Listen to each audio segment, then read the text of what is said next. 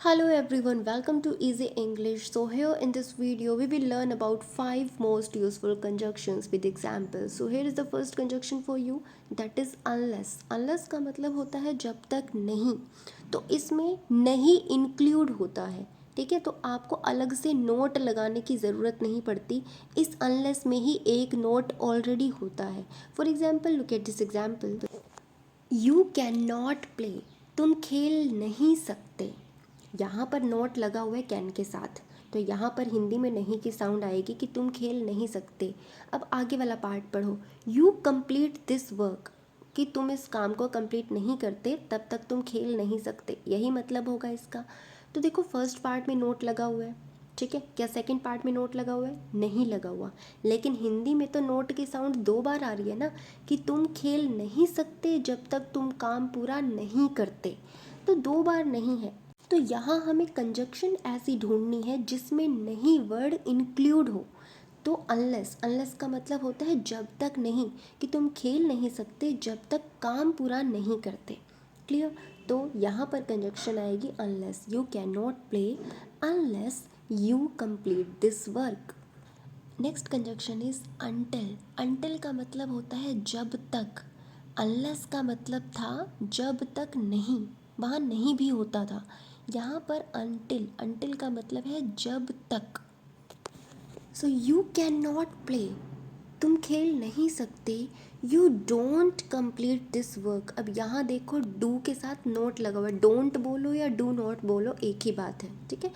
तो यहाँ पर नोट ऑलरेडी लगा हुआ है, ठीक है। तो यहाँ पर आपको सिर्फ वर्ड लगाना है जब तक, कि जब तक तुम काम नहीं करते तुम खेल नहीं सकते। तो जब तक नहीं इसने लगाया हुआ है, नोट लगाया हुआ है, 2 बार लगाया हुआ है ना, कैन के साथ भी नोट लगाया हुआ है और डू के साथ भी नोट लगाया हुआ है।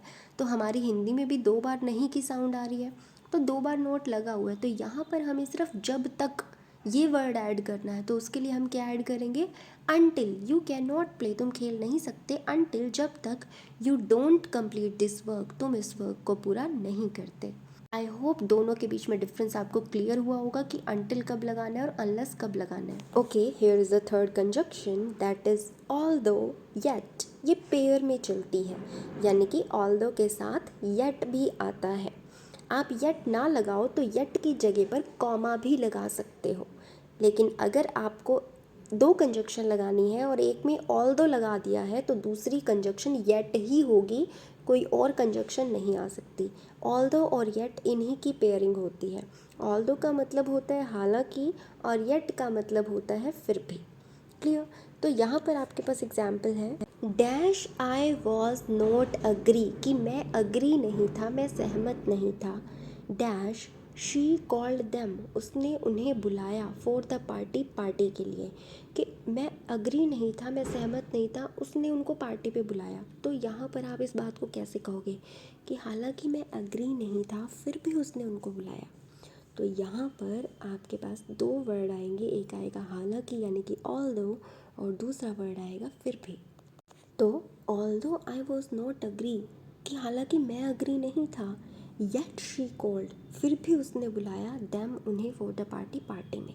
ठीक है, तो येट यहाँ पर ऑल्दो के साथ चलता है। क्लियर? आप बिना येट के भी बना सकते हो, although I was not agree, फिर कॉमा डाल के लिख दो, she called them for the party. लेकिन अब यहाँ पर आपको 2 ब्लैंक नज़र आ रहे हैं, तो दोनों में कोई ना कोई कंजक्शन डालनी है। तो अगर आपने फर्स्ट में ऑल्दो लगाई है तो सेकंड कंजक्शन आपकी येट ही होगी, क्योंकि ऑल्दो के साथ आप कोई और कंजक्शन नहीं लगा सकते। I hope this is clear. Okay, so our fourth conjunction is as well as. As well as तब लगाते हैं जब एक चीज़ होने के साथ साथ दूसरी चीज़ भी हो। तो इसका मीनिंग होता है साथ ही साथ या के साथ साथ। एग्जाम्पल से ज़्यादा क्लियर होगा, let we see the example. First is she is beautiful dash intelligent, कि वो ब्यूटीफुल है, इंटेलिजेंट है, तो 2 क्वालिटी हैं, तो हम क्या कहेंगे कि वो सुंदर होने के साथ साथ इंटेलिजेंट भी है। तो यहाँ पर कंजक्शन आएगी एज वेल एज। ऐसे ही I love singing dash dancing. I love singing, मुझे सिंगिंग पसंद है, डैश डांसिंग, यानी कि डांसिंग भी पसंद है, 2 चीज़ें हैं। तो I love singing as well as dancing. तो अगर आपको कहना है कि ये दोनों ही काम है, ठीक है, इसके साथ साथ ये भी है, then you will use as well as conjunction. Now look at our fifth conjunction. Our fifth conjunction is so that.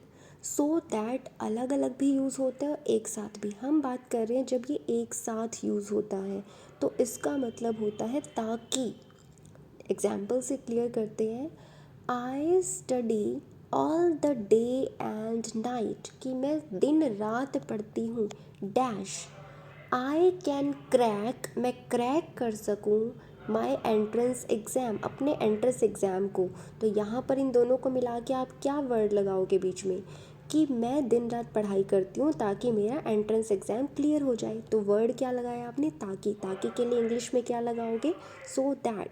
तो I study all the day and night so that I can crack my entrance exam.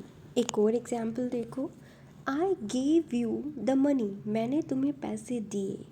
You can start, तुम start कर सको your own business, अपना खुद का business. OWN on का मतलब होता है खुद का, कि मैंने तुम्हें पैसे दिए ताकि तुम खुद का बिजनेस स्टार्ट कर सको. तो यहाँ पर भी ताकि. ताकि के लिए आप क्या लगाओगे, सो दैट, कि मैंने तुम्हें पैसे दिए हैं ताकि तुम अपना बिजनेस स्टार्ट कर सको.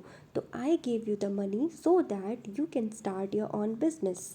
सो these are the 5 conjunctions that we discuss today in this video. अगर इनके अलावा कोई और कंजक्शन है जो आप चाहते हो कि मैं आपको एक्सप्लेन करूँ, then tell me in the comment box. और अगर आपको ये वीडियो अच्छी लगी है, press the like button, share the video with your friends and don't forget to subscribe my channel for more such videos.